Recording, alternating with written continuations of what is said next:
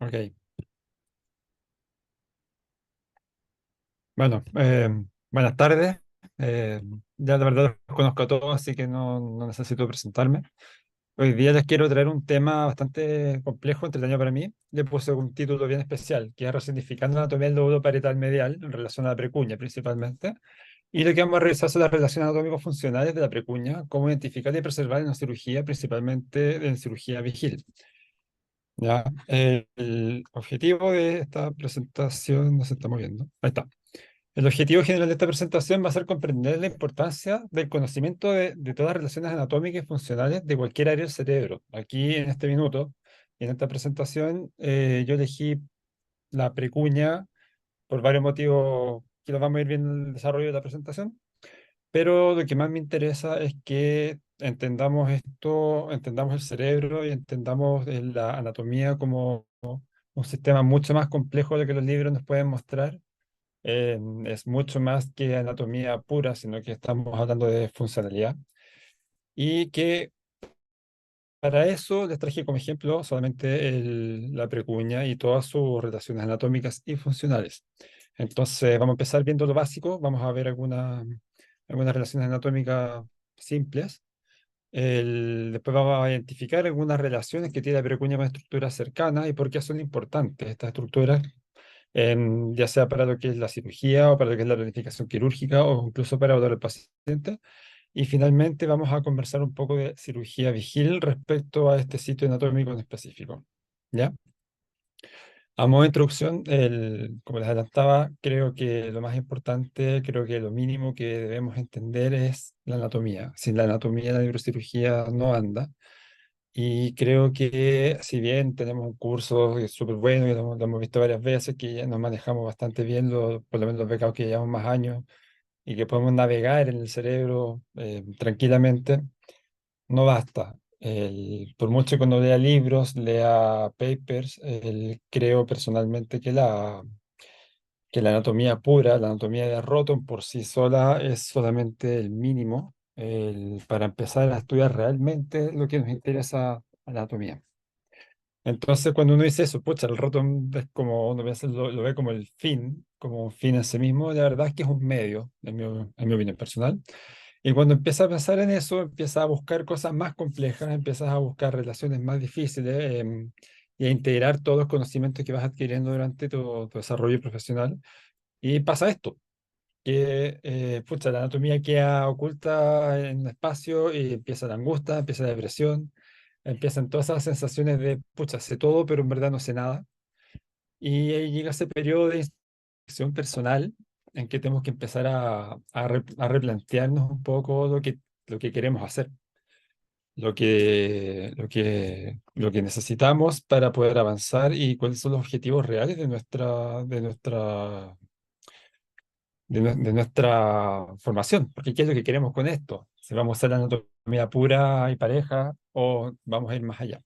Y yo creo que por lo menos a lo que debemos apuntar por el bien personal y sobre todo en nuestros pacientes es ir más allá del rótulo, ir más allá de eso y empezar a buscar cosas que nos permitan desarrollar mejor la cirugía, desarrollar mejores técnicas para tener mejor cuidado de nuestros pacientes. Entonces, esto es un poco lo que yo quiero apuntar.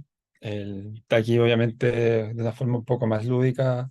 Tengo una escala, el SNEL cuando lo estudió como en segundo año de medicina general, después vamos al Roton con todas las complejidades, esos capítulos interminables que nos han costado sueños, noches eternas.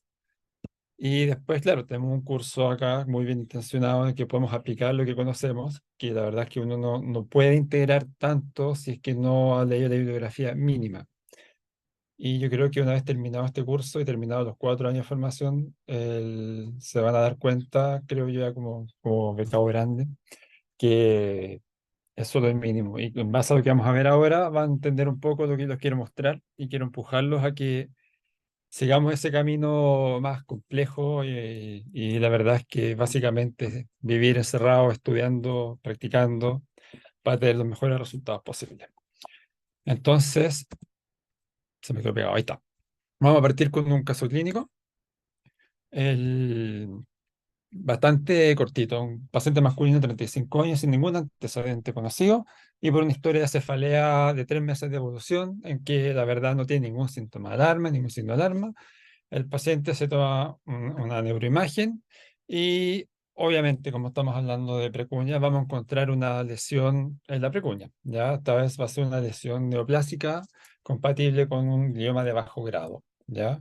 De los datos importantes, y por qué creo que todo esto es importante en realidad, es que es un paciente que tiene 35 años, que es un paciente altamente entrenado en materia específica, es un piloto de la Fuerza Aérea, es un paciente que tiene una pareja, que tiene planes para casarse, que está ahorrando para un crédito para su vivienda, quiere tener hijos. El paciente es músico, le gusta la pintura, hace deporte, totalmente funcional. El examen físico del paciente y los hallazgos neuropsicológicos son completamente normales. ¿Ya? Aquí tenemos obviamente una resonancia en que se puede ver esa misma lesión y a la derecha una imagen en que estamos básicamente viendo la precuña, no estamos viendo una lesión, sino que la delimitación anatómica de la precuña. ¿Ya? Así para que lo vayamos usando como un esquema. ¿Ok? Entonces, para empezar vamos a hacer un ejercicio muy simple, muy conocido y yo creo que aquí la participación aleatoria y sin palos blancos. Mari, ¿estás ahí? Hola. ¿Aló? ¿Sí? ¿Me escuchan? Sí, te escucho perfecto. Mari, pregunta Súper. rápida, rápida, rápida. Ya. Pensando en la precuña, ¿me puedes decir cuáles son los límites anatómicos de la precuña? Em, por anterior Sí, sería como el ramo ascendente marginal que viene del surco del cíngulo. ok, Eh, por posterior sería el surco parieto-occipital. Por inferior sería el surco subparietal.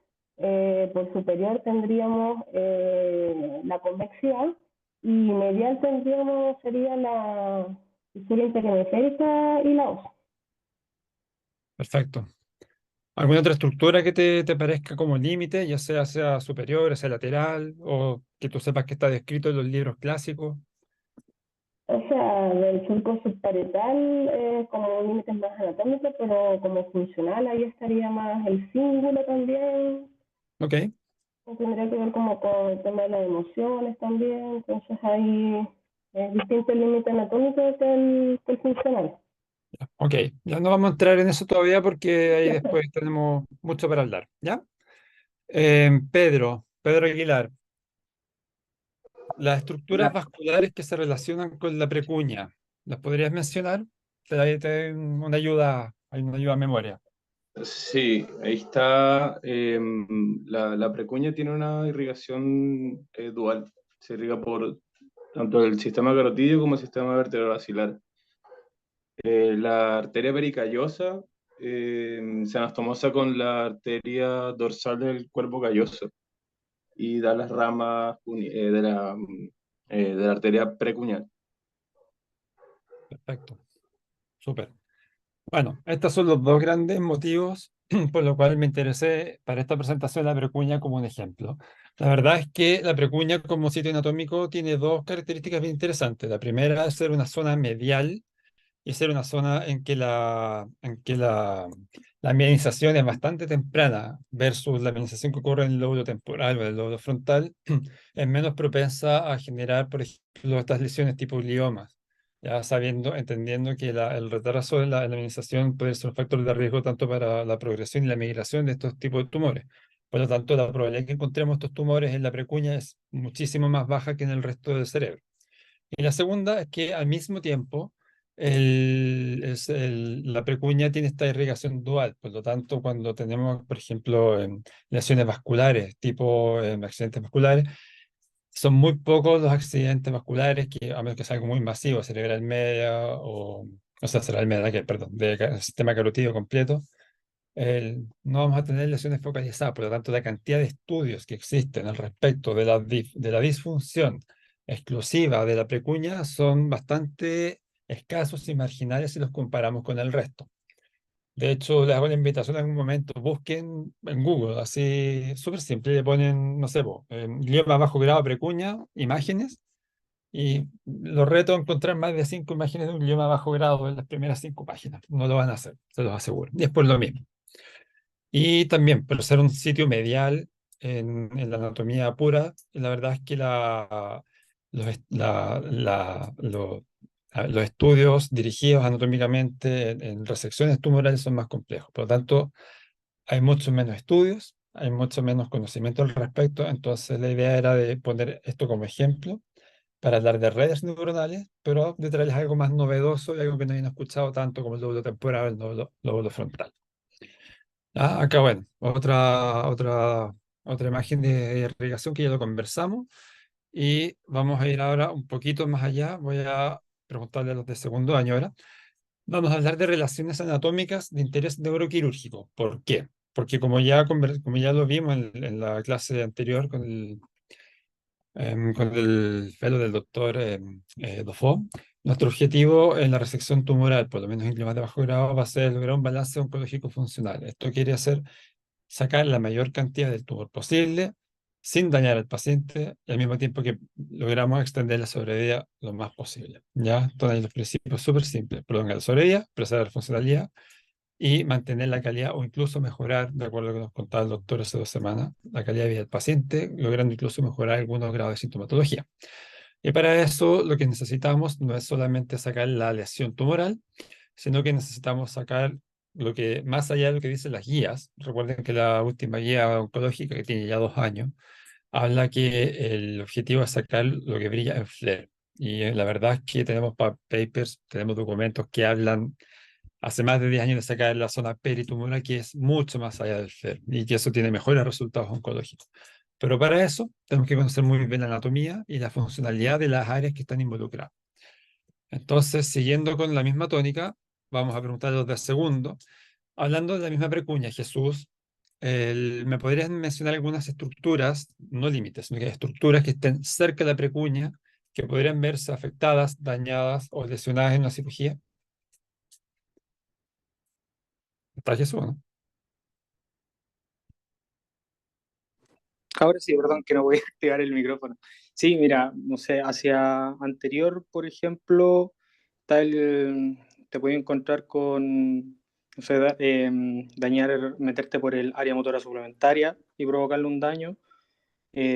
Podrías también tener relación con el giro del cíngulo hacia inferior, hacia anterior el lóbulo paracentral, que también podría dañarse, o incluso, por ejemplo, si hablamos de fibra, el fascículo longitudinal superior también podría ser dañado si es que abordara la precuña.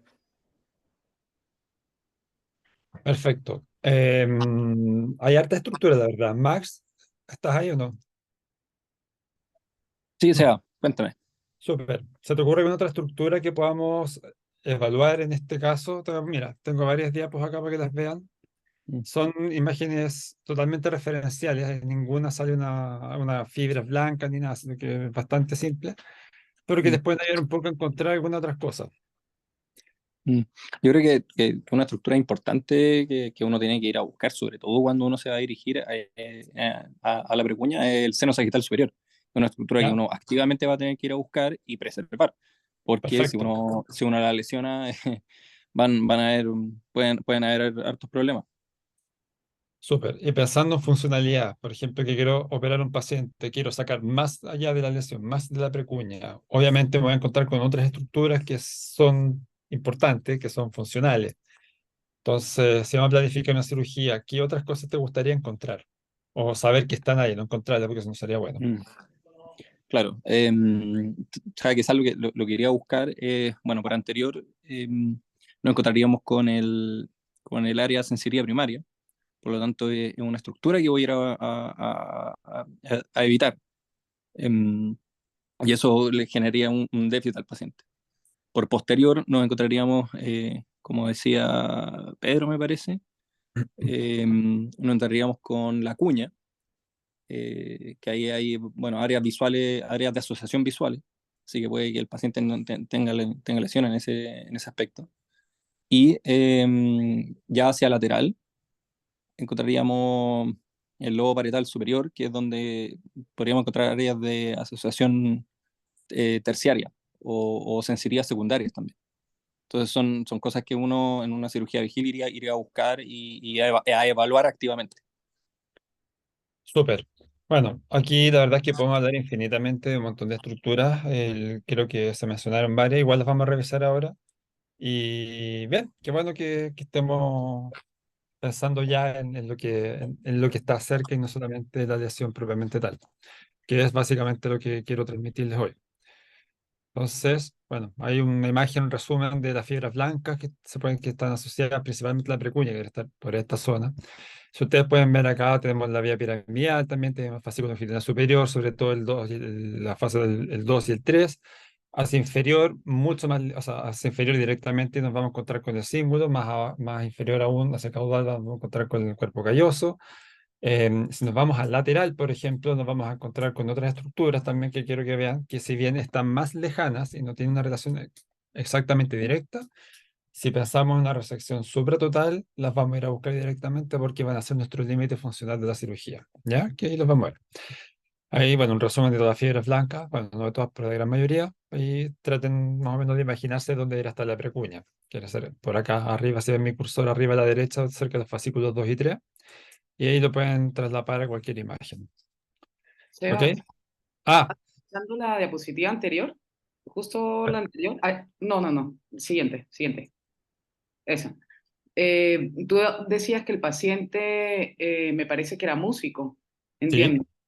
Y sabemos que el fascículo longitudinal superior, el 2 básicamente, tiene que ver también con la música y el arte. Entonces también tendríamos que tener en cuenta específicamente en este paciente. exacto.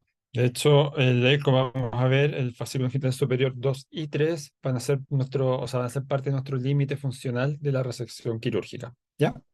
Así que, súper, excelente. Entonces ahora vamos a tratar de integrar un poco la anatomía con la funcionalidad, esta vez por cercanía y después por redes. ¿Ya? La verdad es que si vamos a hablar de anatomía funcional, vamos a entrar en un problema un poco grande, porque cuando empecé a leer los papers, empecé a investigar y a buscar las cosas, dije, bueno, la precuña tiene poca bibliografía, no va a ser tan difícil, no va a haber tantas cosas. La verdad es que estuve en conversaciones con varios médicos de afuera y todos me dijeron que me metí en tremendo cacho porque la verdad es que la precuña es la zona con más conexión al cerebro. Así que en vez de mostrarle estas imágenes terribles que son imposibles de aprender en una clase y en un año, vamos a desglosar solamente cuatro grandes redes y sus conectomas y por qué son importantes. Básicamente porque con esto vamos a poder planificar una cirugía bastante exitosa. ¿Ya? Así que volviendo un poco a lo que es la precuña, lo que uno siempre escucha, lo que uno le enseñan, corteza, la precuña sigue siendo corteza, ojo, corteza medial del lóbulo parietal o región parietal medial. Es una corteza principalmente de asociación, en donde vamos a encontrar una zona de integración de un montón de mecanismos que se van a ensamblar con distintas modalidades, principalmente cognitivas y sensoriales. Se van a integrar en esta zona y van a dar un montón de diferencias coordinadas entre ellas en red para lograr principalmente, bueno, ahí hay tres, en verdad son como 50, ¿ya? Pero vamos a hablar de cognición social, vamos a hablar de memoria autobiográfica, vamos a hablar también de conciencia de uno mismo, del entorno, vamos a hablar de la mentalización, vamos a hablar de la experiencia del perceptual de los pacientes, vamos a hablar de lo que es la ubicación temporoespacial, las vivencias, la planificación. Y todo eso va a estar integrado pero no como centro único de la precuña, sino que la precuña como uno de los nodos de estas múltiples redes. Entonces ya no podemos hablar de, no sé, pues la vía sensitiva como un grupo de dos o tres neuronas, sino que vamos a hablar de toda una integración compleja de cómo es la vivencia del paciente frente a distintos estímulos, cómo los interpreta, cómo los siente, cómo planifica con ellos. Y ese es el objetivo de todo esto hoy. Entonces, para resumirlo de una forma mucho más fácil, o para por lo menos agrupar todas estas millones y millones de conexiones que vamos a encontrar en la precuña, encontré este documento bastante interesante en que habla de clústeres funcionales y divide la precuña en tres, otros dividen en cuatro, ¿ya? Y que del punto de vista funcional hay bastante claridad respecto a la funcionalidad que cumple cada uno de estos por separado. El problema ocurre cuando después nos damos cuenta que todo esto nosotros está separado, también están integrados entre ellos y después queda un mapa cerebral terrible que es muy interesante, pero es muy complejo. Entonces vamos a dividir la precuña en tres zonas, que uno va a ser la zona anterior o la dorsal anterior, y que va a conectar principalmente, acá dice, por ejemplo, con la región somatomotora medial. Vamos a encontrar una región posterior que se va a relacionar principalmente con la corteza visual, con la área visual primaria. Vamos a encontrar en este momento ese ventral, puede ser ventral que se conecta principalmente con el cíngulo y también hay otra que habla de la zona media y que va a tener también que ver con la cognición, con la planificación y con la función ejecutiva. Y vamos a ver después que todo esto además está conectado entre sí y eso lo va a ser más complejo aún. Entonces, para poder ordenar aún más estos clústeres, vamos a hablar solamente de 4 redes. ¿Ya? Yo voy a aquí exponer 4. La verdad es que si uno lee la bibliografía de los mismos papers que están acá abajo citados, van a encontrar que por paper se van a mencionar 5, 10, 20 redes y si no, no vamos a terminar nunca. La primera red que quiero presentarle es la red neuronal por defecto, también llamada Default Mode Network. ¿Ya?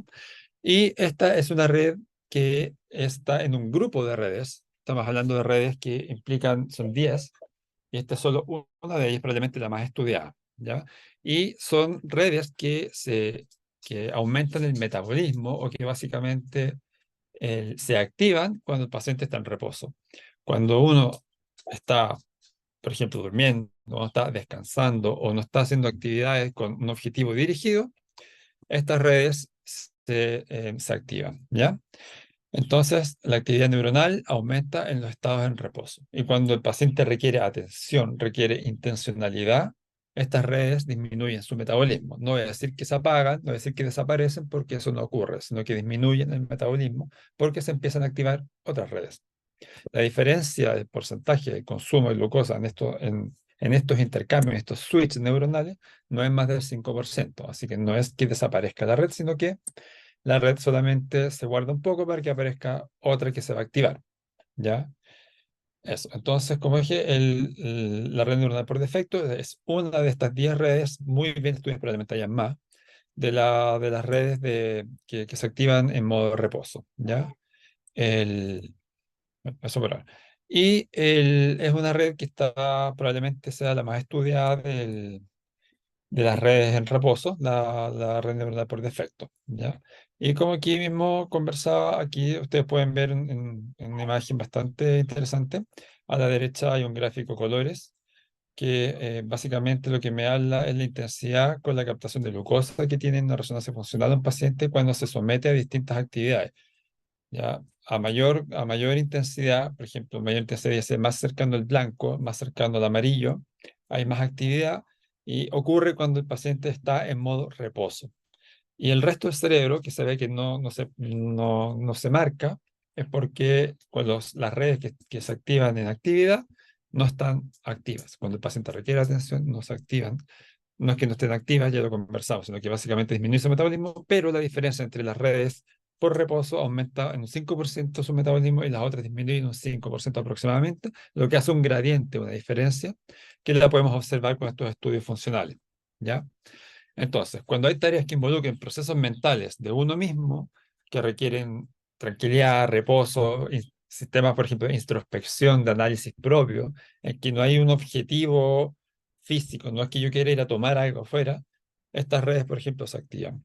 Cuando las actividades, yo estoy planificando, yo estoy diciendo, ok, yo quiero comprar un boleto porque quiero viajar, no sé dónde, yo estoy haciendo una planificación. Y en ese momento, estas redes disminuyen su metabolismo porque se activan otras redes. ¿Ok? Lo mismo, cuando requieren atención, actividades que requieren atención, por ejemplo, escribir, hacer una clase, escribir un paper o cualquier cosa que ustedes tengan que estar concentrados, estas redes se inactivan o disminuyen su actividad en realidad. Y al revés, cuando el paciente está en reposo, esta red se va a activar. Y si ustedes pueden ver acá, bastante bonita la imagen, vamos a ver en este corte sagital, justamente la precuña, y aquí en el corte coronal lo mismo. O sea, parietal media, la precuña es probablemente uno de los nodos más importantes de este sistema, que también involucra a la corteza prefrontal involucra también los lóbulos, el temporal lateral medial, y aquí no se ve tanto, así, aquí está, perdón. Y aquí en coronal también podemos ver los parietales laterales, ¿ya? Sobre todo el superior. Así que esos serían como los nodos más comunes. Pero volviendo al tema de la precuña, vemos que es probablemente uno de los nodos más importantes de este sistema. ¿Ya? Aquí tenemos un estudio bastante interesante en que se basa en los estudios previos, estudios como este que mostré anteriormente, en que vamos a notar un montón de zonas, un montón de puntos o de nodos que están involucrados en la red por defecto. ¿Ya? Aquí vamos a ver, obviamente, la precuña, que es la que está acá en PC-PSC, y que está relacionada principalmente con la corteza singular posterior, que de hecho son vecinos, ya como no hablamos de proximidad. También vamos a hablar del lóbulo parietal inferior, vamos a hablar de la corteza temporal lateral, medial, la corteza prefrontal medial, que es lo que hemos visto antes, y a los pacientes se les hicieron tasks, se les hicieron tareas, ¿ya? Y se les hicieron dos tareas al mismo tiempo que se le tomaban neuroimágenes funcionales. La primera tarea era una tarea en que no existía actividad, no requería atención, sino que el paciente lo único que tenía que hacer era estar tranquilo, acostado y tener los ojos fijos en un punto específico marcado por una cruz. Esa es la primera tarea.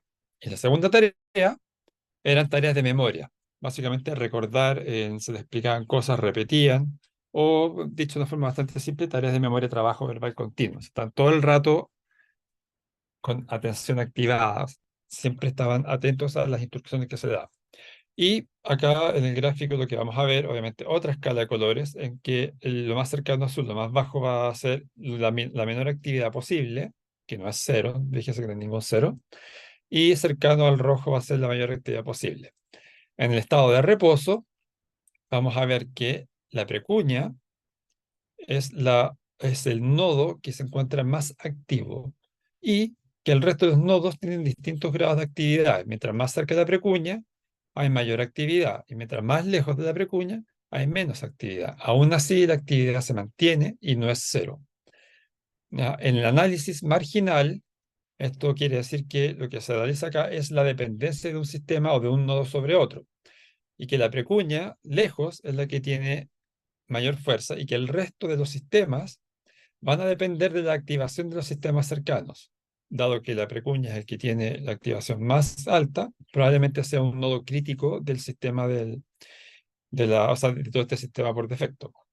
Si hacemos un análisis parcial, y esto quiere decir que en reposo vamos a ver cada fibra por separado, o sea, el total, a grosso modo, se dan cuenta que la activación individual es mucho más pequeña, y que dentro del grupo de todo esto, aún así la precuña sigue siendo la que está más activa dentro de la escasa actividad. Esto quiere decir, en conclusión, de que el sistema es integrado y que todos los nodos dependen del resto, pero que la precuña podría ser un nodo crítico per se, siendo que tiene una capacidad mayor de activación. Y al otro lado, a la derecha de este gráfico, es lo que lo hace más interesante aún, que en este gráfico vamos a ver un análisis con actividad, ya con working memory, y aún así vamos a encontrar que la precuña está activada. Y esto es con atención, cuando el sistema por default o por defecto debería estar inactiva. O sea que la precuña, a pesar de todo, en actividad, se mantiene activa, y que la corteza prefrontal, dorsomedial y ventromedial también tienen actividad. El resto, si bien la actividad no es cero, es casi marginal. Y si las analizamos uno a uno, es la corteza prefrontal, dorsomedial y ventromedial las que están más activas, y le sigue aún así la precuña. Y esto va a tener implicancias bastante importantes porque ya vamos a ver lo que significa esto. El resultado de todo esto es que se puede hacer un mapa, básicamente con la precuña como un nodo crítico, y que va a involucrar a la corteza prefrontal dorsomedial y ventromedial en este sistema por defecto. Al mismo tiempo vamos a tener, como hemos comentado, el lóbulo parietal, ambos, y los lóbulos temporales. ¿Ok? ¿Y qué quiere decir esto? Que este sistema se activa cuando el paciente está, entre comillas, inactivo, que no puede ser inactivo porque eso no existe, pero que va a ser en procesos mentales en que el paciente va a estar pensando, recordando, puede estar mentalizando, puede estar pensando qué está pensando otra persona, puede estar recordando cosas como memoria episódica, incluso puede estar anticipando hechos.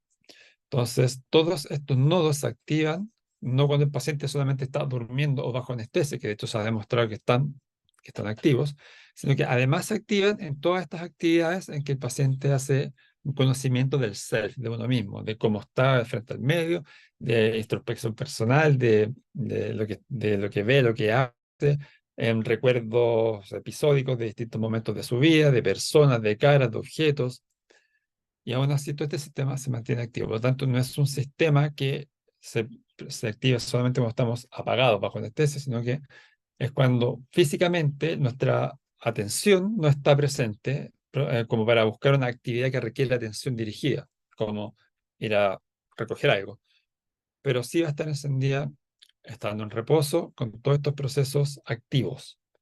Así que eso sería como la primera red integrada, que sería la red por defecto. ¿Qué sería esto? Que básicamente sería, en resumen, una plataforma que une distintos escenarios. O sea, todo el mundo externo, las vivencias, las experiencias de un paciente, los sentimientos, y de todo este mundo externo, de ese mundo externo se obtienen elementos autobiográficos, las experiencias personales, las memorias, el pensamiento, juicio moral y la intención de terceros. O sea, esto es la teoría de la mente, que bueno, ahí lo vamos a ver, pero que básicamente es interpretar el self de otra persona, es ver a otra persona y pensar, esta persona está feliz, está triste, está contenta, está bien, está mal, está actuando moralmente adecuado, está actuando moralmente incorrecto. Y todo eso va a generar en sus experiencias personales una simulación interna que vendría siendo a través de este sistema y que te va a permitir predecir futuros eventos, no predecir cómo ahora va a pasar a un terremoto, sino que predecir los resultados de distintos escenarios posibles frente a situaciones en que uno está presente. Por ejemplo, si yo sé que no estudio, nunca estudio, no estudio nunca y me pongo una prueba, obviamente me va a ir mal. Y estoy prediciendo un futuro bastante obvio en base a una simulación interna en que yo hago una introspección personal de nunca estudié, porque mi experiencia personal me ha dicho que no estudiar no aprendo. Es un ejemplo bastante burdo, pero bastante lógico y simple de entender. ¿Ya? La segunda función que me interesa y que va bastante de mano con la anterior es la función ejecutiva, que es todo un sistema también integrado en redes y que vamos a hablar de la conducta adaptativa dirigida a objetos, o sea, es lo contrario a la red por default. La red por default es cuando no pongo atención, no busco un objetivo inmediato, no requiero atención para tomar algo. Acá al revés. Lo que yo quiero hacer es tomar una conducta frente a un hecho, no darle la vuelta, no pensarla cuáles son los posibles escenarios, sino que yo esta vez voy a actuar. Para actuar necesito un sistema cognitivo, un control cognitivo que requiere un montón de procesos, ¿ya? Y un objetivo final. Yo quiero hacer esto porque lo necesito, porque lo deseo, porque me sirve para otro objetivo. El control cognitivo, que también se va a basar obviamente en un montón de procesos que son estos procesos centrales. Y este mismo sistema, que ya vamos a revisar, tiene un sistema tanto activatorio como inhibitorio. Y al ser inhibitorio, quiere decir que yo para prender o para activar la función ejecutiva necesito hacer un switch, necesito como apagar la luz. Por ejemplo, cuando yo apago la luz o prendo la luz, muevo un switch. Entonces le pongo en on-off, acá es lo mismo. Le pongo on a mi sistema ejecutivo, a mi función ejecutiva, y voy a tener que poner off a la contraparte, que vendría siendo en este caso el modo por defecto, el default network. ¿Ok? Y eso me permite la flexibilidad. El control cognitivo, lo que yo necesito, cambiar de actividad. Si yo estoy hablando y después digo, chuta, se me olvidó algo, dame un segundo, tengo que pensar. Y empiezo a pensar, activo mi modo por defecto. Y después digo, ok, encontré la información en mi cabeza, se las voy a exponer de nuevo para explicársela, para que entiendan, para que aprendan. Y eso es el switch cognitivo, que yo soy capaz de flexibilizar mi pensamiento, mi control, mis redes, mis interacciones neuronales para distintos objetivos. ¿Ya? Y esto me va a permitir, frente a distintos escenarios, ponerme en distintas, o sea, funciones, lograr funciones de alto orden, ¿ya? Que es tomar decisiones importantes. Por ejemplo, si yo voy a, no sé, ¿verdad? Cualquier decisión, si voy a estudiar tal cosa, prefiero partir por este ítem y no por este otro, porque probablemente me pregunten más por acá, sea más importante para mi desarrollo personal, me permite evaluar escenarios, monitorizar distintos puntos y con eso lograr resolución de conflictos. Tengo un problema, estoy, no sé, peleado con A y con B y necesito saber cómo resuelvo esto. El planificar, el razonar, todo lo que necesito o sea, todo lo que necesito integrar dentro de mi experiencia, de mi vivencia, la necesito tomar una acción frente a eso. Y para eso necesito un control cognitivo que me permita planificar, pensar, razonar, evaluar, poner en una balanza y después tomar mi conducta. ¿Ya? Y entonces el control cognitivo que estamos hablando también que me va a llevar a ejercer una función ejecutiva, o sea, una función de alto orden. Y para eso acá les traje otro estudio, que es el equipo de Jaeger, obviamente con el doctor Dufault también ahí metido. Y ellos hicieron un estudio bastante interesante y bastante simple, que es el Trail Making Test, que es el test del trazo. Se los voy a poner acá. El test del trazo es un test bastante simple que me permite evaluar a un paciente antes, durante y después de una cirugía. No es, bueno, en realidad durante, es antes y después, en verdad. Y que consta de dos partes. La primera parte, una parte mucho más simple, que lo único que requiere es un nivel de atención bastante bajo. No requiere planificación, no requiere flexibilidad, no requiere que yo vaya cambiando letras, números, nada, sino que lo único que necesito es saber contar, identificar el número y juntarlos. Eso quiere decir que el test parte por el número 1 que está acá, que dice inicio, y yo con un lápiz voy directo al número que le sigue, que es el 2. Después voy al 3, voy al 4, que no sé dónde está, pero ya, aquí está. Y se toma el tiempo. ¿Ya? ¿Cuánto se demora? 30 segundos, 40 segundos, 3 minutos, da lo mismo. Y la segunda parte del test es este que encontramos acá, a la derecha, y que si bien no pareciera ser mucho más complejo, él es bastante más complejo desde el punto de vista de integración neuronal, porque aquí lo que hay que hacer es asociar el número con una letra y después hacer el conteo en orden tanto numérico como por letra. Eso quiere decir que yo voy a hacer 1, después voy a buscar la A. Después digo 2 y voy a la B. Después 3, C, 4, D. Y eso requiere mucha más atención, porque necesito estar atento a los números, a las letras y mantener la atención en ambos, porque cuando vaya por el 5 no voy a buscar la J, sino que tengo que buscar la letra correspondiente a la 5. Necesito monitorizar mi respuesta, en el sentido que si llegué a la D, no voy a irme para atrás. Ya descarté el 3, ya descarté el 2, tengo que ir a buscar el 5. Y así sucesivamente. Y eso al mismo tiempo me permite hacer un switch mental, un switch de conexiones neuronales, porque estoy hablando de números y después estoy hablando de letras. Y si nos vamos a la parte más fina del desarrollo neurológico, vamos a encontrar que letras y números, si bien comparten patrones similares, los vamos a encontrar en cualquier lado del cerebro, pero nunca juntos. Quizás cerca, quizás con patrones similares, pero nunca juntos. Entonces ahí vamos a encontrar una red mucho más integrada. Entonces, tomamos el tiempo de uno, tomamos el tiempo de otro, se anotan y se restan. Los tiempos se restan y se hace un gradiente. Y lo que hicieron ellos es mapear con una biblioteca que tienen, que está publicada, la pueden buscar, tengo por ahí el dato después, para que lo busquen. Y empezaron a buscar esta función donde se encontraban las lesiones, perdón, las lesiones correspondientes a esta lesión. ¿Ya? Esto quiere decir que pacientes, por ejemplo, que tienen la función cognitiva a través de la falla del test del trazo, van a tener obviamente tiempos más prolongados. Entonces, asociaron tiempo a zonas anatómicas. Y se encontraron que acá arriba en A, que es esta fila hacia la derecha, encontrar las impaired executive functions, o sea que básicamente aquí los pacientes tenían tiempos más largos, o sea que tenían alterada, no necesariamente inútil, sino que alterada su función ejecutiva porque los tiempos de la fase 2 o el gradiente de B menos A era mayor. Y si se fijan bien, la parte que más brilla aquí, que podemos ver en esta escala, más cercana al amarillo y al blanco, es la precuña. Y si se fijan más aún, no es cualquier parte de la precuña, sino que es la región centroventral, que es la que habíamos conversado, que se asociaba a la función ejecutiva. Pacientes que tienen la función ejecutiva intacta, que es el grupo B, se puede ver que es mucho más difuso, en la escala de colores es mucho más homogéneo. Y aquí, en el tercer cerebro que vemos, en el corte sagital medial, derecho, vamos a ver que efectivamente también aumenta la señal, pero ya no está localizada como acá arriba que estoy mostrando, que sería la región centroventral o medio ventral, sino que es casi toda precuña. ¿Ya? O sea que aquí estamos hablando de pacientes que sí tenían lesiones de precuña, pero que no estaba específicamente en el área correspondiente a la función ejecutiva y que por eso se ve mucho más difuso. Y acá abajo vamos a ver lo mismo, el mismo grupo de A, de nuevo, pacientes que tienen alterada el test del trazo. Vamos a ver cómo tenemos las tres divisiones. Tenemos la anterior, que es la división sensoromotora, que está en azul. En verde, la cognitiva, la que se relaciona básicamente con lo que estamos viendo ahora, con la ejecución, con la memoria ejecutiva. Y la amarilla, que todavía no hemos hablado, que es la posterior, se me perdió el cursor, aquí está. La amarilla que va a ser la división del área visual, principalmente. Y obviamente en rojo tenemos parte del cíngulo posterior, que es parte del sistema límbico y que se relaciona directamente también con el área central, que sería de la función ejecutiva.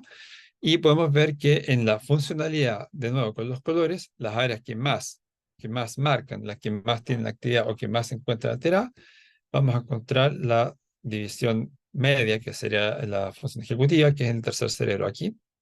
Y eso precisamente nos va a aparecer también alterada en relación al sistema límbico con el cíngulo posterior. Entonces acá tenemos lo mismo, la suma, acá tenemos el Lesimap, que es el mapa lesional que hicieron ellos, con los tiempos B menos alterados, con la región asociada al sistema límbico y la región media o tercio medio, que es la función ejecutiva.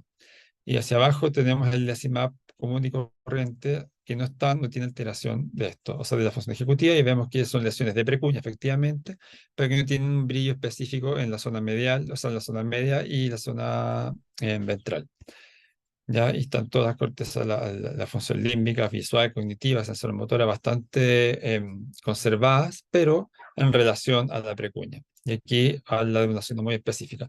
Y al integrar todo este modelo, nos va a mostrar, por ejemplo, en verde el área ejecutiva, en amarillo el área visual, y las zonas donde más se encontraban afectadas el tejido, donde más había lesiones que se relacionan principalmente con el área ejecutiva. Y esta lesión que es bastante interesante, o esta suma, esta es una suma, es una sumatoria, no es una lesión. Tiene que ver con las conexiones que vamos a ver justamente del área ejecutiva, que van a ir hacia, bueno, un montón de lados que lo vamos a revisar pronto.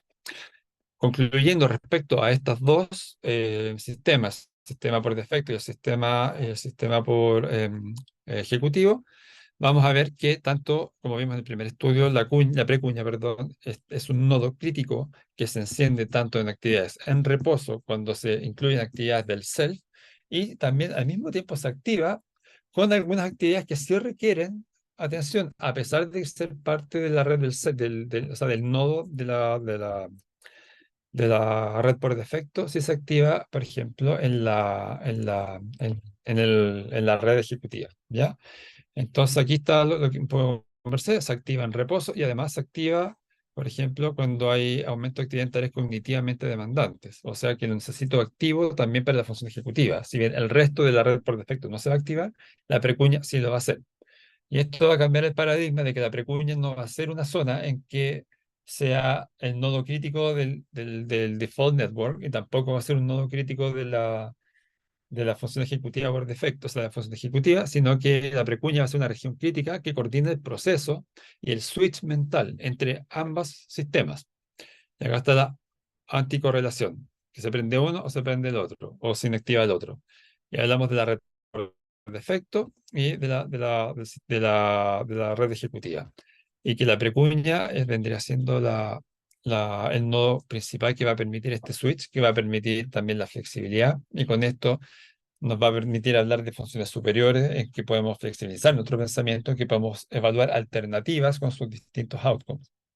También, obviamente, hay otro sistema que es el sistema por promoción, que no lo puse acá porque ya en verdad iba a ser muy largo, pero si ustedes buscan la bibliografía de estos switches a través de distintos nodos, la precuña es uno, vamos a encontrar un sistema integrado gigantesco. Y les quiero hablar también de dos puntos más, está más cortito.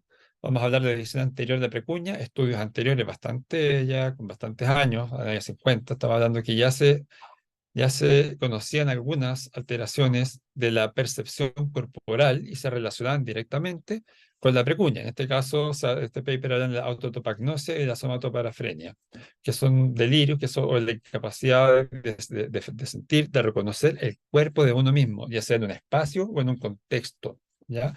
Y esto va a estar integrado aquí en un sistema bastante más complejo, que va a involucrar nuevamente el sistema límbico, va a estar la corteza insular, vamos a hablar también, por ejemplo, de la corteza premotora, sobre todo en este caso la ventral. Vamos a encontrar nodos, por ejemplo, nodos multisensoriales del cuerpo, que se va a integrar como uno ve, como uno siente y como uno percibe, percepción.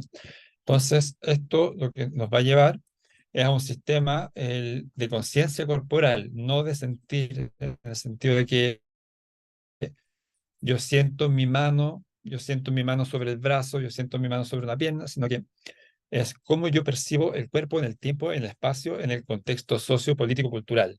Que yo estoy de pie, estoy en un lugar, cómo me tengo que mover, cómo me tengo que comportar, cómo tengo que realizar mis movimientos de acuerdo a un contexto, ya sea físico, psíquico, político, social, académico, lo que sea. Y esto también, les traje otro estudio que va a demostrar que esta región de la precuña, que vendría siendo la región anterior, se relaciona con la percepción del cuerpo en estos distintos contextos. Y acá lo mismo, tenemos un LESIMAP, básicamente son 14 pacientes, aquí estamos hablando de 14 cerebros distintos, todos con lesiones en la precuña. Hay un rojito en un corte sagital y en un corte axial. Arriba de los pacientes o los cerebros que tienen estrellitas, que son el 2, el 4, el 6, etcétera, son los pacientes que tienen alteraciones o sea, de la percepción corporal.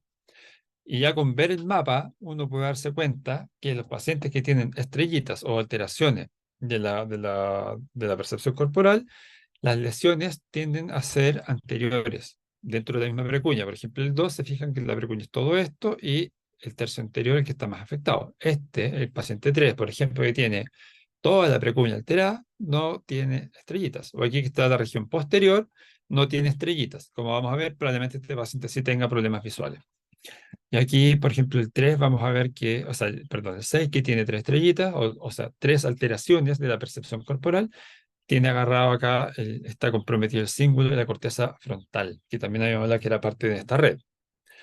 ¿Ya? ¿Qué hicieron ellos? Agarraron todos estos síntomas o signos que son, bueno, ahí los pueden ver, son alteraciones de la percepción corporal, autotopagnosia, negligencia motora, agnosia de los dedos, aloquiria táctil, y se contabilizaron pre y post quirúrgicos, porque la idea de esto es que en el LESIMAP las funciones de todos los pacientes, salvo uno, estaban todas preservadas. O sea, de los 14 pacientes, solamente un paciente prequirúrgico no tenía lesión, o sea, no tenía una alteración de la percepción corporal.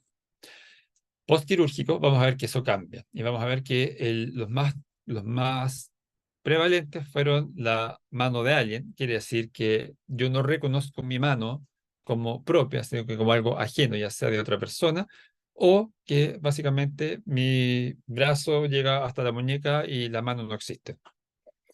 Ya tenemos el síndrome de Fading Limb, tenemos una negligencia motora y la autotopagnosia. Ya también tenemos agnosia del dedo y tenemos aquí, bueno, ahí lo pueden ver, son un montón de percepciones. Y aquí lo mismo.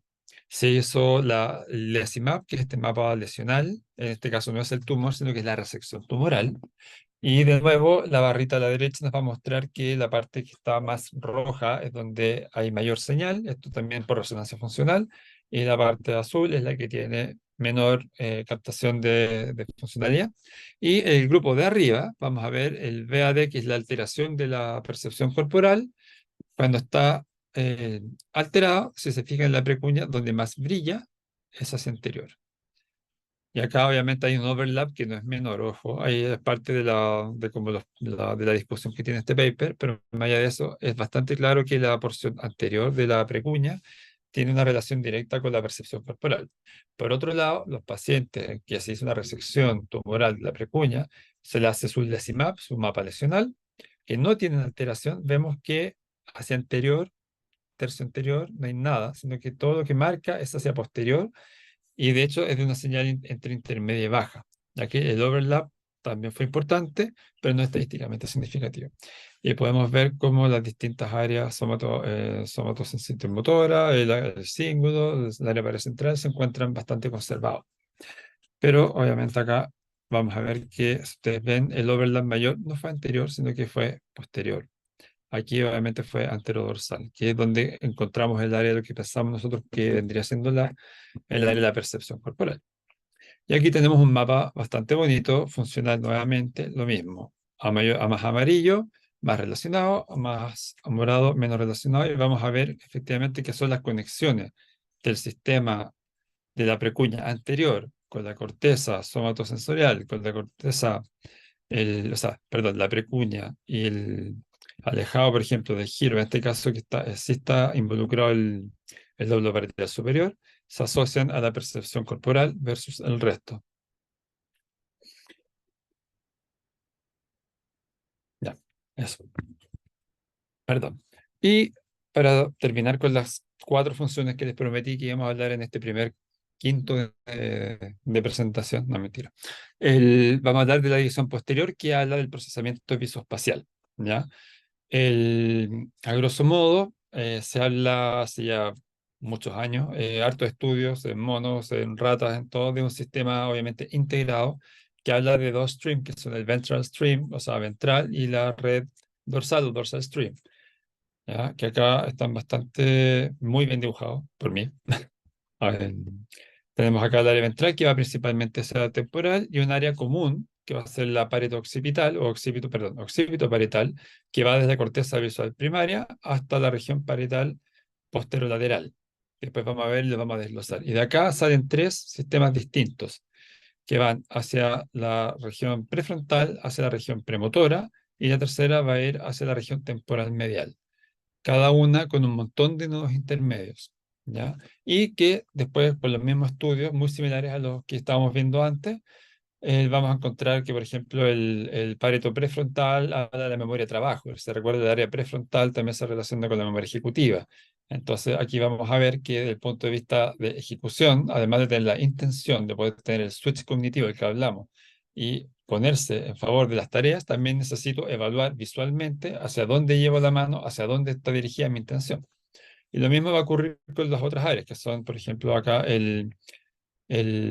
la región premotora, que es lo que hemos conversado también de la acción guiada visualmente, o sea, hacia dónde muevo el brazo, hacia dónde muevo la pierna para caminar, qué puedo mover más rápido, más lento, si estoy en una charla, si me muevo más lento para que no me pillen y pase más tranquilo y no se note que me estoy, no sé, escapando, que estoy incómodo. Y vamos a también tener la tercera vía, que es la más compleja de todas, que es la temporal medial, que habla de la navegación espacial del cuerpo completo, no de la intención de tomar algo, sino que cómo yo me siento en el espacio y en el tiempo frente a un árbol, atrás de un banquito y entre las personas. Aquí tenemos la división, o sea, claro, la división posterior, el tronco común, que va de la corteza visual primaria al área parietal posterior. Y aquí en este dibujo desglosé todas las áreas involucradas en el sistema, en el tronco común. Todavía no hemos desglosado las 3 vías por separado. Y vamos a ver que de la corteza visual primaria vamos a dejar el primer nodo, que es B4, y que de B4, que está en la región lateral inferior del lóbulo parietal, va a haber otro nodo que va a ir a la región parietal medial, que ya conocemos como precuña, que es B6. Y B6 es un área bastante interesante porque ahí es donde tenemos un área bimodal en que se integran estímulos visuales y somatosensoriales.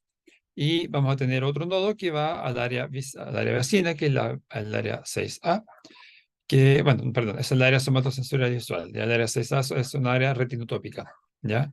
Y que de esta zona, donde además vamos a tener todo lo que es el área, o sea, todo el área de integración de visual intraparietal, medial, va a haber un montón de referencias, por ejemplo, hacia el lóbulo parietal inferior, hacia el lóbulo parietal, o sea, a la región parietal lateral, al temporal superior, o sea, el temporal medial superior, el temporal medial, y toda esta zona vamos a conocerla como el área parietal posterior, que es una zona de integración. Y de aquí van a salir los distintos sistemas. ¿ya? No es necesario que se los aprendan, yo no me los sé de memoria, estuve harto rato dibujando nomás, pero créanme que no me los sé de memoria. Y acá tenemos el primero, que es el pareto prefrontal, y vamos a hablar que principalmente va de la corteza del área visual primaria a la región parietal lateral como una zona de integración dirigida hacia la zona prefrontal, ya donde está el área 8A y el área 46. Y aquí vamos a encontrar el top-down del movimiento de los ojos, para ojos hacia arriba, hacia ojos hacia abajo, el control ocular, y al mismo tiempo vamos a encontrar el área de la memoria de trabajo espacial. ¿Ya? Después tenemos el pareto premotor, la vía pareto premotor, que es un poco más compleja, que como vimos dos anteriores, dentro del nodo vamos a encontrar el lóbulo parietal inferior, lo vamos a usar como centro de relevo y va a enviar una referencia directamente a la zona F4 y F5, que estamos hablando de la corteza premotora ventral, y además de esta zona de integración que está en la precuña, que es de lo que estamos hablando hoy día, vamos a tener otra referencia hacia el área F2 y al área F7, que es la corteza premotora dorsal. Son dos sistemas en paralelo, ¿ya? Y lo interesante es que esto es lo que me va a permitir las tareas que se me den por visión. O sea, yo quiero tomar algo, entonces yo veo mi objetivo, veo cómo muevo la mano y cómo logro calzar ese movimiento en el espacio, ¿ya? Algo más como propioceptivo que me permite a través de la visión. Y tenemos la vía paretotemporal, que también se basa en dos vías, que hay una vía directa y una indirecta. Ambas vías también parten el lóbulo parietal, el lóbulo parietal inferior. Ahí el dibujo aparece superior, pero créanme que es el inferior. Y tienen una vía directa, una vía indirecta, y ambas vías van directamente al área límbica caudal, ¿ya? Llegan a la región temporal medial y hacia el hipocampo. Ahí están las áreas bastante marcadas, como hacia una vía directa, y otra que va saltando a través de esta zona que es la corteza singular posterior, y que después tenemos también acá otra zona que vendría siendo la corteza retroesplénica, que está en parte del sistema límbico. Ya, obviamente no vamos a entrar mucho en lo que es la fisiología de todas estas fibras, pero como se darán cuenta es bastante complejo. Y si integramos todos, la verdad que nos va a quedar una cuestión ininteligible. Por eso no lo integré y no vamos a poder ver el mapa completo, pero ahí tienen las tres vías por separado y el tronco común, para que después lo vean cuando les envíe la presentación. Entonces, resumiendo las tres grandes áreas, tenemos el área anterior, que habla principalmente de la percepción corporal, el área posterior, que habla de la integración visoespacial, y el área media, que se relaciona también con el área ventral, que tiene que ver con la función ejecutiva. Ya vimos que la función ejecutiva tiene un top-up, que vendría siendo la función ejecutiva propiamente tal, mediada por la precuña, y también tendría un top-down que vendría siendo el sistema por defecto, la red neuronal por defecto, y que serían, la verdad, que dos sistemas que trabajarían con la función ejecutiva en un switch cognitivo mediado por la precuña. Aquí vemos a la precuña como un nodo crítico, obviamente indispensable, pero no único. Ya recordemos que estas son redes. Entonces, si queremos planificar una cirugía y queremos operar a alguien y sacarle un tumor, sacar un glioma a bajo grado en un paciente que es piloto de fuerza aérea, que es músico, que es pintor, que tiene planes futuros, que tiene, o sea, que sistema por defecto, que piensa en futuro, que está mentalizado, tiene una pareja, piensa cómo se sienta ella con esto, ve cómo reacciona ella, quieren casarse, quieren tener hijos. Si queremos operarlo de la mejor manera posible, si queremos obtener el mejor resultado, el mejor balance oncológico funcional, necesariamente vamos a tener que mantener todas estas vías. Y como vimos por anatomía, en la primera parte, en que aquí los colegas más chiquitos, más de los primeros años me ayudaron con la anatomía, todo esto corre por algún lado, independiente de la precuña como tal, sino que hablamos de fascículo longitudinal, superior 1, o sea, 2 y 3, vamos a hablar del cíngulo, vamos a hablar del cuerpo calloso, vamos a hablar de un montón de corteza, de sustancia blanca, de vías, y para llegar a la zona medial, hay que sacarlas o hay que intervenirlas, pero quiero preservar la función. Entonces, ¿cómo se logra eso? Y la respuesta a esto, bueno, antes de eso, me adelanté, perdón. Acá tiene una red bastante resumida del MetaNetworks, ya que vendría siendo como la integración anatómica funcional del cerebro. Cada una de estas cosas no son nodos, ¿ya? Ustedes ven acá, no es un nodo, esto es red, cada cuadradito es una red, por lo tanto el cerebro está completamente enredado en sí mismo.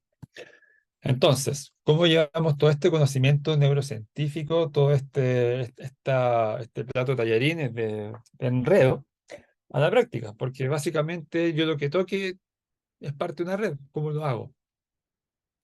Bueno, ahí vienen los principios oncológicos que conversamos hace 2 semanas con el doctor Jesús de España, y que, bueno, nos explicaba, hablaba de neuroplasticidad, hablaba de acomodación, hablaba de un montón de cosas que nos permiten intervenir un cerebro, porque el cerebro logra ese equilibrio con el tumor. No vamos a entrar en eso, sino que lo que vamos a hacer ahora es que les voy a mostrar cómo uno podría planificar una cirugía vigil sabiendo todo esto con un paciente en un glioma bajo grado, un paciente funcional en la precunia. Ya, lo que yo voy a mostrar ahora es básicamente un resumen, no es todo, aquí tampoco hay mucha práctica, no hay experiencia personal, estoy hablando de mí, al respecto, así que es mi forma de cómo explicarles cómo es importante saber todo esto para el mejor resultado. Entonces, aquí esto ya es más técnica quirúrgica.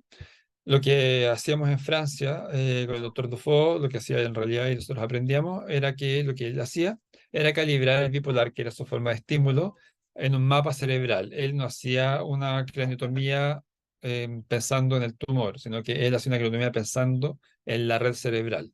Y lo que él va a buscar principalmente es esto, que es el opérculo frontal, y va a buscar acá el giro supramarginal. Con esto va a marcar un límite funcional y va a calibrar su bipolar hasta lograr un speech arrest. O sea que va a poner acá el bipolar, lo va a ir cargando, va a poner el miliamperaje y lo va a ir subiendo hasta que el paciente, mientras hable, deje de hablar. Y lo mismo va a ocurrir en el supramarginal. Con eso va a encontrar un límite funcional posterior. Anterior no me interesa desde el punto de vista anatómico porque estamos en una zona muy alejada en la precuña, pero sí me va a dar el miliamperaje que yo voy a usar para poder estimular a mi paciente. ¿Ya? Y para esta resección la vamos a dividir en dos partes. Vamos a hacer una resección cortical y después una resección subcortical. Y lo primero que hicimos nosotros, que se puede hacer con neuronavegador, con resonancia funcional, con lo que ustedes quieran, pero con ecógrafo se puede, y es marcar dónde está el tumor, los límites anterior, posterior, superior e inferior. Y mientras logramos delimitar los límites anatómicos, vamos a empezar los límites funcionales. Y vamos a empezar con nuestro bipolar a estimular la corteza dentro de todo el espacio que mostré acá, que va entre el supramarginal y la corteza y el opérculo. El opérculo en sí, no como tal, pero por lo menos lo que es corteza motora, o sea, el área motora primaria, que en realidad, si me escucharan, me matarían, pero se entiende que por lo menos lo que es el giro precentral y el giro postcentral. Y eso va a ser nuestro mapa de navegación. Y lo que vamos a hacer es ir estimulando con el bipolar todas esas áreas. Al mismo tiempo, el paciente va a hacer esto, que va a empezar a hacer multitasking. O sea, mientras nuestra fonoaudióloga, nuestra neuropsicóloga le va haciendo distintos tasks, que los vamos a ver, le va a ir preguntando, le va a ir haciendo hacer ejercicios mentales, también va a hacer ejercicio físico, que va a ser flectar el brazo, hacer ejercicio de flexión y extensión a un ritmo bastante estándar, no rápido, no lento, 50, 60 flexiones, pueden ser 30, pueden ser 40 por minuto. Lo importante es que mantenga el ritmo, que mantenga la intensidad, mientras se le va preguntando. Y eso es un multitasking bastante simple, porque mientras tú le vas preguntando y él mantiene la atención en las preguntas, al mismo tiempo tiene que mantener la atención, o sea, la atención dual en realizar un ejercicio físico. Entonces, mientras hace estos ejercicios de flexo-extensión, vamos a aplicar dos tests, pueden ser otros, pueden ser homólogos, no tiene que ser específicamente estos, pero estos son los tests que se usaban allá. Un test de memoria semántica, que es el BPTT, o sea, PPTT, perdón, que es el test de pirámide palmera, una pena una vez. Y el segundo test es el test de Boston, que es principalmente el léxico, o sea, vamos a encontrar lo que son ahí las parafasias semánticas, o sea, perdón, las parafasias fonémicas. El paciente va a repetir, el paciente va a nominar, va a contar, ¿ya? Y al mismo tiempo se le pueden hacer algunos ejercicios de tacto que reconozca cosas. Y ahí vamos a integrar de nuevo de que hablamos de la precuña, que hablamos de la integración somatosensorial, visual, de cómo siento en el espacio. Yo te paso un triángulo, un cuadrado, y él va a requerir mover la mano, ver el objeto, identificar el objeto, sentir el objeto y con tacto, tomarlo, moverlo, cambiarlo, definir qué es y qué no es. ¿Ya? Entonces, aquí muy rapidito, test de pirámides, en que el test de pirámides de Palmera, en que lo que tiene que hacer es un test semántico, en que tiene que encontrar la asociación entre dos de las tres figuras. Por ejemplo, la 3, que es más fácil, tiene un chupete, una guagua y una mujer. ¿Cuál es la relación entre estas tres figuras? Va a ser el chupete con la guagua porque la guagua va a ser chupete. Una mujer acá sale. Acá podemos hacer varias relaciones. Por ejemplo, la lámpara con el sol que da luz, o podemos hablar del sol con la luna como elementos naturales y la lámpara no. Esos son test semánticos. O sea, yo reconozco el significados, reconozco el importancia de algunas cosas y no el nombre como tal. ¿Ya? Acá tenemos el test de Boston, así como se tabula, no es necesario que se lo aprendan ni que lo vayamos leyendo uno por uno, pero incluye un montón de tasks distintos que va haciendo el paciente mientras vamos mapeando. Ya, vamos a hablar de receta música, va a ser articulación, agilidad no verbal, verbal, repetir, en nominar, hablar rápido, en decir trabalenguas, que lo hacen, por ejemplo, leer, en encontrar distintos tipos de escritura, ahí va a hablar de decisiones léxicas, compresión de oraciones, hablando en voz alta, explicando párrafos, se puede hacer escritura con formas, con la elección de algunas letras que vaya marcando, te va diciendo qué letras conforman palabras. Y aquí viene la parte más léxica, que habla de escritura, lectura y cómo se tabula la fecha. ¿Ya? Y lo pueden ver en cualquier lado. Te ponen test de Boston en Google y sale inmediatamente. ¿Ya? Y acá tienen algunos ejemplos del test de Boston, por ejemplo, que le digan qué colores ve, este es rojo, rojo, o qué acciones está viendo, qué acciones están bien, qué acciones ahí no tienen sentido. Y aquí va completando palabras. Por ejemplo, que en esta frase, las escuelas carreteras cuestan dinero, les pagamos entre todos a través de.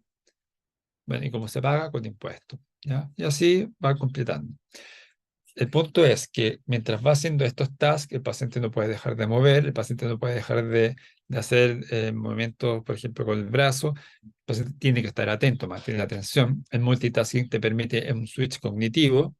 Al mismo tiempo, vamos identificando nodos, porque si el paciente en algún momento falla y me dice que pagamos los impuestos a través de, no sé, policía, ese es un nodo crítico. Y eso me va a decir, aquí no, porque el cerebro aquí no es plástico. Entonces, me permite identificar estos puntos.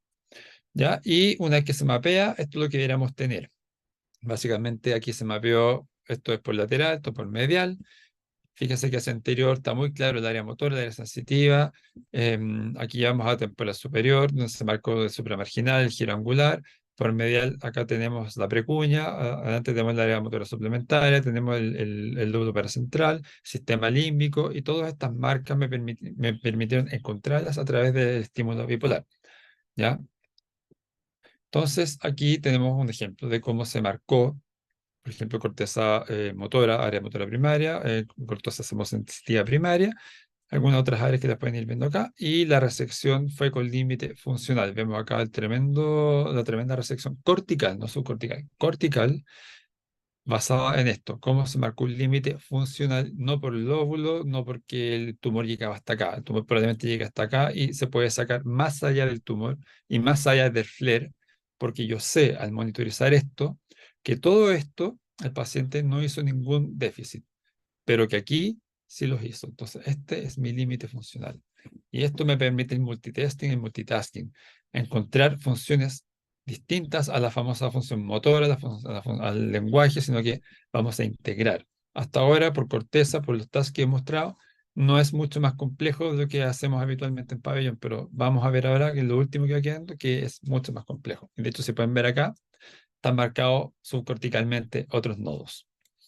Y la resección subcortical es mucho más compleja porque primero teníamos que hacer el ejercicio de ver qué cosas están cerca. Por eso hicimos ejercicio con los chicos de segundo, con Jesús y con Max, y que vamos a ver que las fibras blancas tienen mucha menos neuroplasticidad, por lo tanto son nuestro límite funcional de resección. Y estas son las zonas en un paciente que tiene un tumor en la precuña que considero yo que son de interés y que tenemos que ir a buscar. Hacia anterior la vía piramidal, el fascículo longitudinal superior 2 y 3, hacia inferior el cíngulo cuerpo calloso y hacia inferior y lateral tenemos el AIFO. Recuerden que la porción posterior que llega por occipital tiene incluso ramas que pueden llegar a la región posterior de la precuña, que es la que se asocia justo con la visión que pasa por occipital. Si se acuerdan un poco, Eso también puede estar. Y sobre todo, aunque no llegara a la precuña, si yo quiero tratar de hacer una resección supratotal y el tumor está muy en el borde de la fisura pareto-occipital, probablemente quiere llegar hasta occipital y voy a tener que sí o sí buscar el IFOF. Y ojo que medial e inferior por sobre el cuerno temporal del ventrículo lateral va a recorrer la vía visual. Por lo tanto, todas estas cosas son cosas que yo tengo que ir a buscar. ¿Y cómo voy a identificar? Yo giro el cíngulo. La vía piramidal se identifica igual que en Cortés. La verdad que es con mi estímulo bipolar, viendo movimiento, o con el electrofisiólogo que nos va a decir los potenciales están bajando. Pero ¿cómo hacemos con el resto? El sistema límbico, tenemos el fascículo longitudinal, tenemos el IFOF y le aseguro que muchas otras estructuras.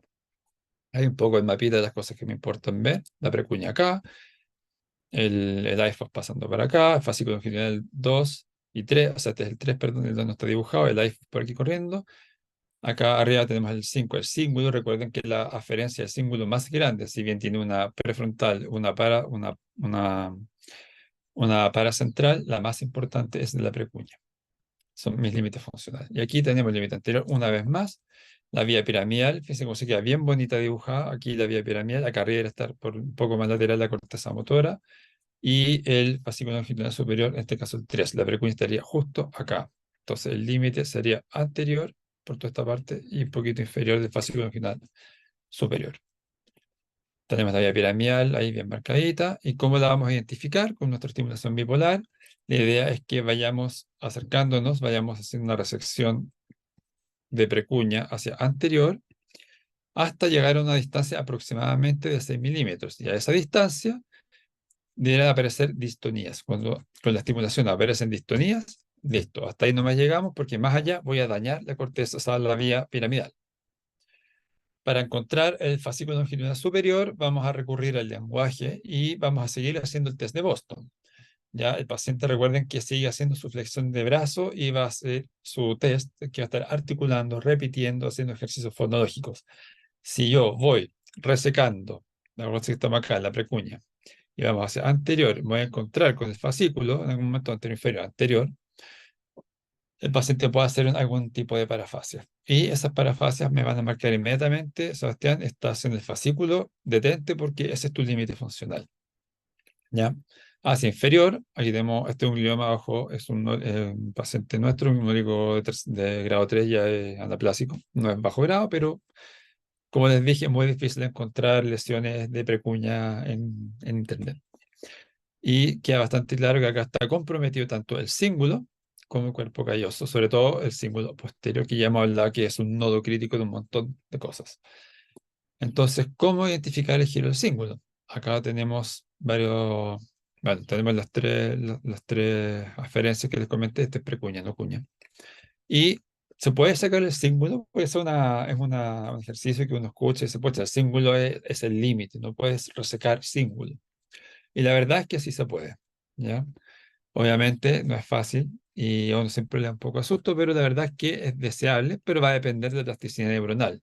¿Y cómo vas a saber si el paciente tiene plasticidad neuronal? Preguntando al cerebro. Entonces hay otros test, que son en este caso el test de autoevaluación, Self-Evaluation Test, Task, perdón. Tenemos task de reconocimiento emocional y tenemos el RME, que es el test de reconocimiento emocional, que son reconocimiento de emociones en láminas. Cuando el paciente no reconoce o te dice algo muy lejano a lo que está estandarizado para cada pregunta, hasta ahí nomás llegamos con el símbolo, no podemos resecar más. Aquí como ejemplo les tengo el símbolo con su aferencia de la precuña y cómo entra el sistema, va por detrás de la retrocallosa y entra por supuesto al sistema límbico, después tenemos, bueno, fornix y todo lo que va por la región parahipocampal y todas esas cosas que es anatomía pura. Y acá tenemos como ejemplo el test de reconocimiento de emociones en que se le da una cara completa y hay distintas opciones y el paciente tiene que elegir qué emoción tiene cada cara. Ya, acá hay 4, son más láminas. Es bastante interesante. Y eso está tabulado haciendo un puntaje. Ya, tenemos otro test que es el Self-Perform Test, que es es un, o sea, este no es un test, más bien un task, es como monitorizamos todo esto. Y claro, acá tenemos otros test, ahí sí.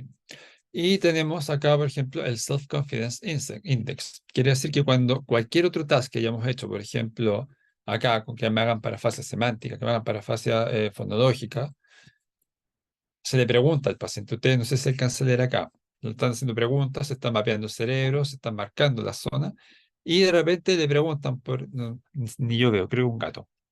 Es un gato y el paciente dice pescado. Después acá hay un león y el paciente dice caballo. Y se le hace una pregunta de autoconciencia, una pregunta o sea, perdón, de confianza, perdón, de cuánta confianza tiene en su respuesta. Y se le pregunta, ¿te diste cuenta que te equivocaste? Te va a contar sí o no. Y si te dice que no, le preguntas por qué.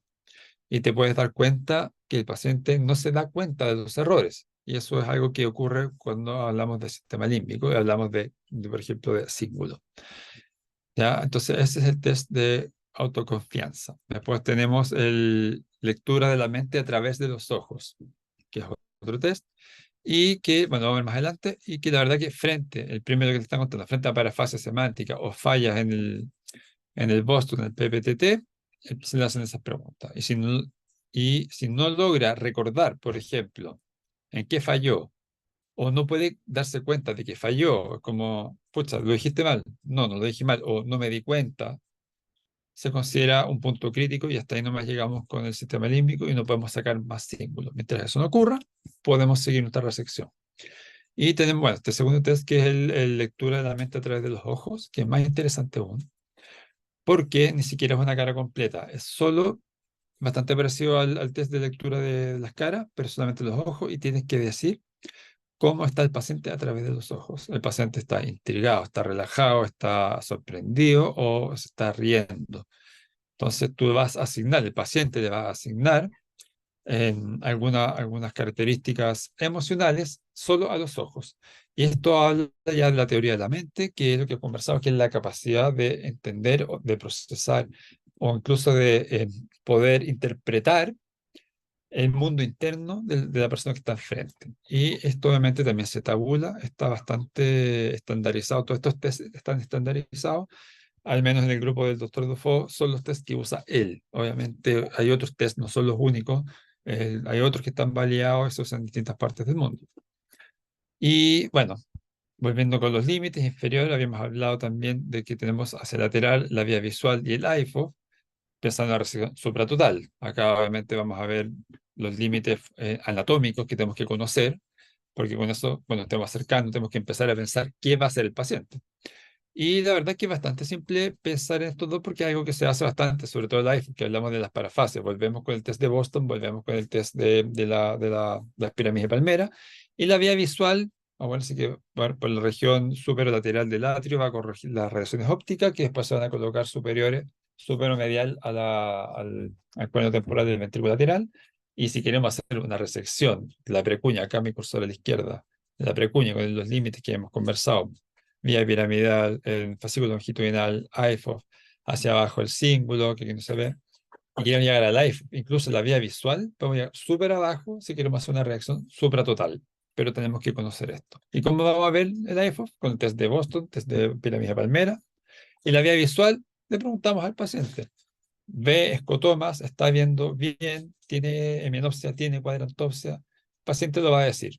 Entonces, la verdad es que es bastante fácil dentro de lo complejo. A pesar de esto, toda esta resección, estos tests se van repitiendo. No es que yo me acerque al iPhone y deje de hacer, por ejemplo, el test de reconocimiento facial, sino que se van repitiendo una y otra vez, porque como vimos en todos los mapas, en todas las redes neuronales, están repartidos por todos lados. Entonces yo puedo dañar muchas redes en distintos puntos y no solo en los nodos críticos. Si yo quiero sacar exclusivamente la precuña, no voy a tener problemas con el área prefrontal, mentira. Puedo tener lesiones clásicas del área prefrontal dañando otras estructuras porque la conexión que hay entre ellas es múltiple y es variada. Ahí, bueno, anatomía de nuevo, las radiaciones ópticas, se ve bastante bien. Por ejemplo, acá podemos ubicarnos la precuña para este lado. Vamos a tener acá las radiaciones ópticas pasando por sobre el atrio y después aquí tenemos estos tálamos, tendremos un cuerpo geniculado lateral, donde pasaría después la vía óptica sobre hasta temporal del ventrículo lateral, que aquí no se ve.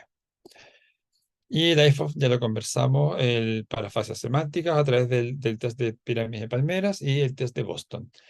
Ya aquí un poco de anatomía, que esto se supone que lo vemos en las primeras clases, así que no vamos a entrar en detalle. Y acá tenemos un ejemplo de una cirugía del doctor Dufault también, que habla de la conexión oncológica, de cómo el cíngulo, porque hay que saber dónde el fascículo longitudinal superior, él se encuentra, lo podemos encontrar en distintas áreas del cerebro, en distintas lesiones, y que siempre en lesiones que tú sospechas que vamos a estar cerca o medianamente cerca, hay que ir a buscarlo, porque va a ser un límite funcional de esta resección. Fíjense acá a nivel frontal, a nivel acá, este también es frontal, este es parietal, y ahí está repetido. Entonces, siempre tenemos que ir a buscar esas parafasias cuando sospechamos lesiones que están cerca de distintas estructuras. Este como fascículo longitudinal superior 3 como ejemplo, pero esto aplica para cualquiera. Acá tenemos un resumen de un paper muy interesante. Este se los mandé dentro de la bibliografía, que habla distintas formas de mapear, ah, formas de mapear distintas zonas. Obviamente esto después se ajusta a sobre la zona precentral, es bastante amplia, pero lo puedes ajustar obviamente de acuerdo a los distintos tasks. Y ahí está a la derecha muy bonito como qué funciones son las que se preservan y cuáles son los tasks cognitivos intraquirúrgicos que vamos a buscar. ¿Ya? Así que terminando ya, conclusiones de dos niveles. El primero, dirigidamente hacia la precuña, la vemos como una zona un nodo crítico de una amplia red de circuitos complejos, ya que está involucrada, aquí hablamos de 4 redes, pero le aseguro que son muchísimas más. Pero lo interesante es que son redes mapeables, son evaluables y que son resecables, en la medida que sepamos buscarlas. Y conectando eso con el objetivo principal de esta presentación, que no es que se aprendan todas estas redes, sino que entiendan, que se motiven con que la anatomía pura, la anatomía de Roton, es crítica y necesaria, pero es lo mínimo que tenemos que hacer si queremos avanzar y queremos tener resultados mucho más complejos, mucho más funcionales en nuestros pacientes. Bueno, son glioblastomas que se van a morir en 15 meses, son gliomas de bajo grado en este caso, que van a vivir 15, podemos aspirar a 20 años, pacientes que tengan que estar que puedan volver a su vida laboral, emocional, personal. Entonces, para eso tenemos que entender, comprender, poder planificar y obtener resultados. Y eso lo vamos a lograr solamente entendiendo que el cerebro no es solamente un montón de bloques que están cerca, sino que están conectados. ¿Ya? Y obviamente voy a hablar de que la cirugía de vigilia es una herramienta espectacular para estas cosas porque es lo que nos va a permitir mapear de mejor forma posible en el nivel al nivel más complejo hasta ahora que podemos lograr. Eso. Tremenda, tremenda clase, colega. Te felicito.